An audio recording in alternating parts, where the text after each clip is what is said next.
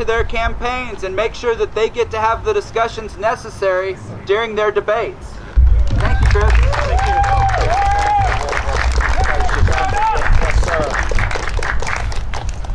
Hi. Good to see you. You know, I thank you for inviting me, first of all. I had a speech that I wanted to do, and I realized that on the way over here, I'm going to throw that all out. And instead, I want to tell you a story. I want to tell you a story about a 52-year-old woman who 5 years ago was diagnosed with breast cancer. And she wanted to try hemp oil and cannabis, but she was afraid of losing her job and going to jail. And so she went to the medical establishment and she said, I surrender my body to the medical establishment. And what did the medical establishment do?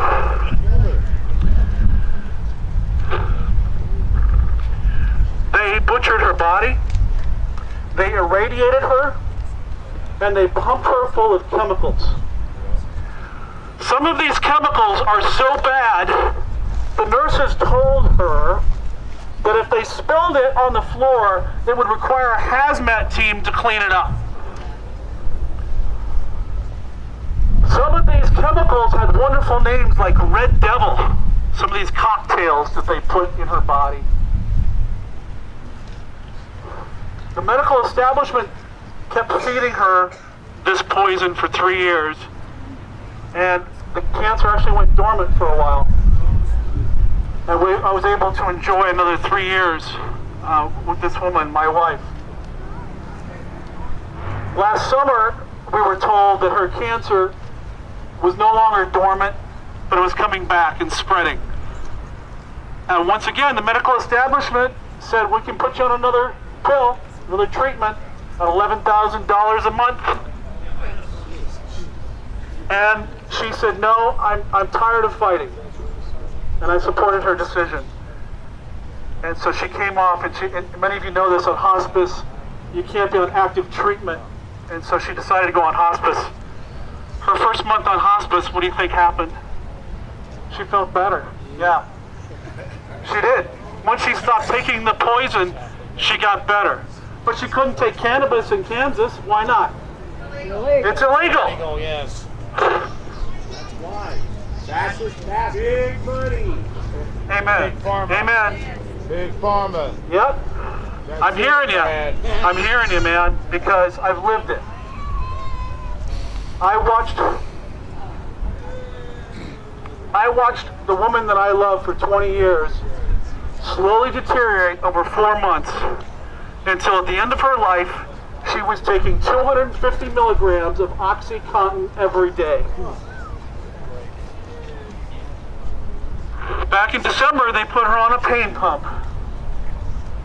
Liquid morphine going into her body continuously. Tell me the difference between OxyContin and shooting up heroin. About $30. Yeah, exactly, man. Heroin's a lot more Big addictive. problem in this town. All right? My wife passed away a month ago tomorrow.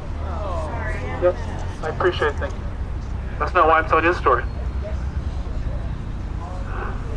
It's hard for me to accept the fact that that was the best we could do. I have to live with that the rest of my life. I ask myself every day, I'm sorry. I ask myself every day, could I have done more? Should I have done more? And I don't want anybody else to have to face that. Do you understand what I'm saying? Yes, I understand. Because no family should have to go through that if they don't want to. They should be able to go an alternative route without having to worry about going to prison. There's an important election coming up here on the 11th. And I know a lot of you in this crowd support one candidate or another, and that's fine. But please do vote and encourage as many people as you can to vote. And I want you to know, as far as cannabis goes, and legalizing and decriminalizing drugs in general, it's personal for me. I have a dog in this fight. Yes. If you do decide to put me in Congress, the other thing I want to point out is I will be available to anyone and everyone that wants to come talk to me. My cell phone number hasn't changed in 12 years. I'm not changing it now. Anybody can get a hold of me anytime, and I will do my best to meet with everybody that wants to.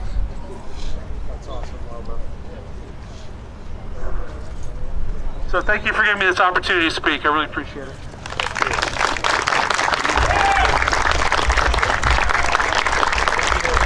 Thank you, guys. Thank you very much for giving Chris an opportunity to speak today. No. And like I said, I don't care who you vote for, make sure you go do it, and make sure you get your family members to do it. Even the ones who are like, man, it really doesn't matter. It does. Get them out there. One person that's been affected by these laws here in Kansas wants to speak to you directly, and I will appreciate it if you would give a warm welcome to Shona Banda.